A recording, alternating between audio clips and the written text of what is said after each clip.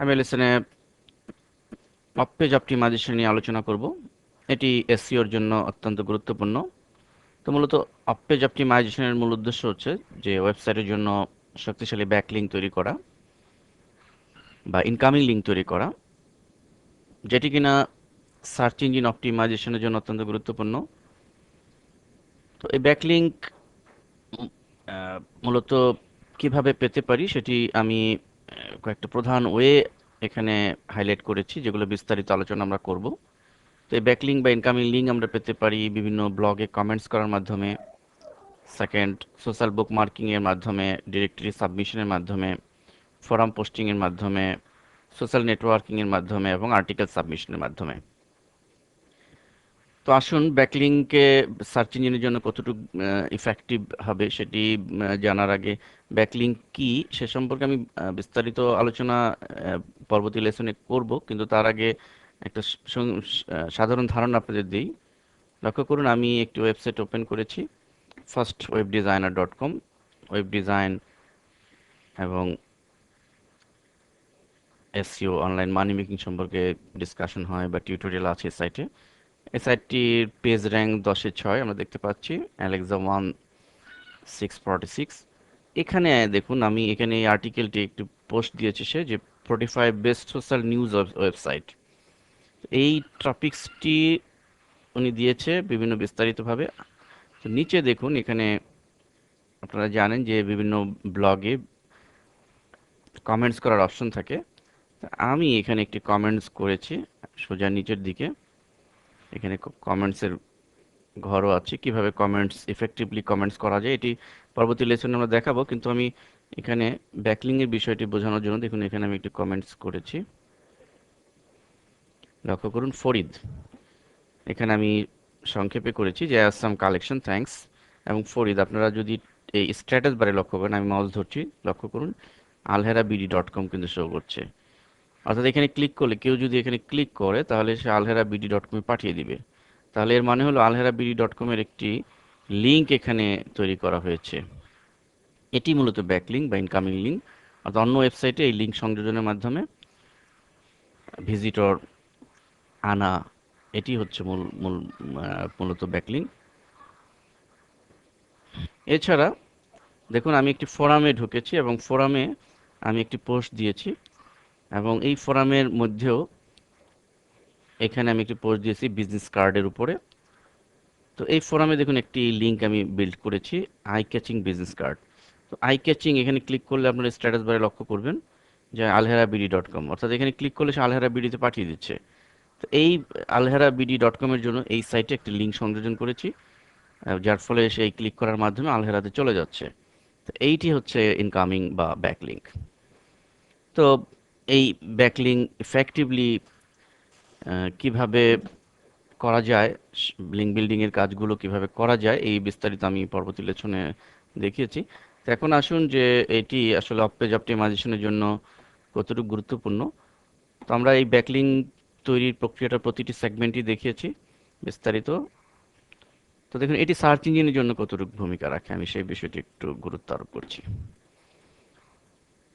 লক্ষ্য করুন, আমি আমার ওয়েবসাইটের জন্য স্টাইলিশ বিজনেস কার্ড টিউটোরিয়াল, এই যে কিওয়ার্ডটি, এই কিওয়ার্ডটি কিন্তু কেউ যদি, কোনো ইউজার যদি এটি এটি দিয়ে সার্চ দেয়, তাহলে বিষয়টি কি দাঁড়ালো, আমি ওয়েবসাইটের হোম পেজে আছি, বিভিন্ন সাইটকে সে শো করছে প্রথম পেজে। লক্ষ্য করুন, আমি যদি সেকেন্ড পেজে যাই, 2 নম্বর পেজে ক্লিক করি, লক্ষ্য করুন 2 নম্বর পেজে এখানে দেখুন স্টাইলিশ alheraBD.com, অর্থাৎ এখানে 2 নম্বর পেজে আমার সাইটে এই পোস্টটি রয়েছে, 2 নম্বর পেজে কিন্তু চলে গেছে, কিন্তু প্রথম পেজে কিন্তু আসেনি। প্রথম পেজে যে প্রথম 10টি সাইট, 10টি সাইট চলে এসছে। তো এর মানে কি, যে আমি কিওয়ার্ড এই কিওয়ার্ড দিয়ে অনেকেই করেছে। আমরা যদি এটা গ্ল্যান্স একটু দেখি, এটা দিয়ে কতজন ভিজিটর সার্চ দিয়েছে, 7,55,000। তার মধ্যে আমি আলহেরা 2 নম্বর আছি, 2 নম্বর পেজে আছি, কিন্তু আমার উদ্দেশ্য তো 1 নম্বর পেজে আসা, টপ 10-এ আসা। তাহলে আমি কিভাবে আসতে পারবো?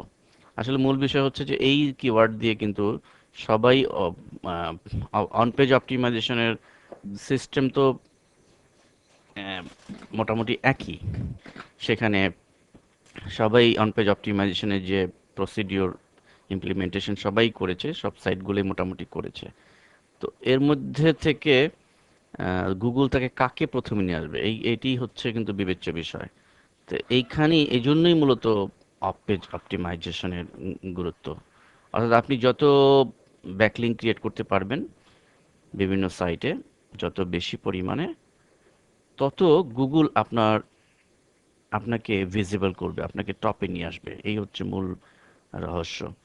এর মানে হলো যে যারা প্রথমে টপে আছে তারা এই কি, তারা তাদের ব্যাকলিঙ্ক বেশি আছে, বিভিন্ন ব্লগে, বিভিন্ন সোশ্যাল বুকমার্কিংয়ে বুকমার্ক করা আছে, ডিরেক্টরিতে, ফোরামে, বিভিন্ন জায়গায় তারা ছড়িয়ে দিয়েছে ব্যাকলিঙ্ক।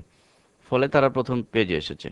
এখন আমার কাজ কি, আমি যদি alherabiry.com 2 নম্বর পেজে আছে, আমি যদি 1 নম্বর পেজে আসতে চাই, তাহলে আমার কাজ হলো যে আমাকে আহ, এই ব্যাকলিঙ্ক, যত বেশি পরিমাণ ব্যাকলিঙ্ক তৈরি করা, মূলত এই বিষয়টি গুরুত্বপূর্ণ। এবং সম্ভব হলে এটার অ্যাঙ্কর টেক্সট দিয়ে দেওয়া, যে এই কিওয়ার্ডের ভিত্তিতে, অর্থাৎ স্টাইলিশ বিজনেস কার্ড টিউটোরিয়াল, এই কিওয়ার্ড, এটি একটি কিওয়ার্ড, এই কিওয়ার্ড দিয়ে অ্যাঙ্কর টেক্সট দিয়ে দাও। অ্যাঙ্কর টেক্সট কীভাবে দিতে হয়, অ্যাঙ্কর টেক্সট কী, এ বিষয়ে পরবর্তী লেসনে আমরা আলোচনা করেছি।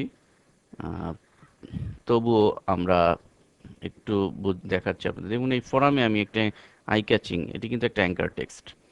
হ্যাঁ, ঠিক এখানে এখানে যদি আমি স্টাইলিশ বিজনেস কার্ড দিতাম, তাহলে কিন্তু এটি এই অ্যাঙ্কার টেক্সটই ভূমিকা রাখতো। তো এই জন্য মূল কথা হচ্ছে যে অফ পেজ অপটিমাইজেশন যত ইফেক্টিভলি আপনি করতে পারবেন, তত আপনার সার্চ ইঞ্জিনগুলোতে প্রথম টপে আসার জন্য ইফেক্টিভ হবে। এবং এই যদি সার্চ ইঞ্জিনে নাও আসে, ধরে নিই প্রথম পেজে আপনার আসলোও না, কিন্তু এই অফ পেজ অপটিমাইজেশন এতটাই গুরুত্বপূর্ণ যে বিভিন্ন প্ল্যাটফর্ম থেকে, ব্লগ থেকে, সোশ্যাল বুক মার্কিং থেকে, ডিরেক্টরি থেকে, বিভিন্ন ফোরাম থেকে, বিভিন্ন নেটওয়ার্কিং, সোশ্যাল নেটওয়ার্কিং সাইট থেকে প্রচুর পরিমাণ ভিজিটর আনা সম্ভব। এটা আমাদের অভিজ্ঞতার আলোকেই বলছি যে গুগলে যদি আপনার টপে নাও আসে, গুগল থেকে যদি কোনো ভিজিটর আপনি নাও পান, তাহলে এ লট অফ ভিজিটর আসতে পারে এই বিভিন্ন প্ল্যাটফর্ম থেকে, বিভিন্ন ব্লগ থেকে, সোশ্যাল বুক মার্কিং থেকে। এই জন্য এগুলো, এই অফ পেজ অপটিমাইজেশনকে ভিজিটর আনার জন্য অত্যন্ত গুরুত্বপূর্ণ ভূমিকা রাখে। তা আমরা এই বিভিন্ন প্ল্যাটফর্মে কীভাবে ভিজিটর আনতে হয়, কাজের পদ্ধতি বিস্তারিত আলোচনা করেছি।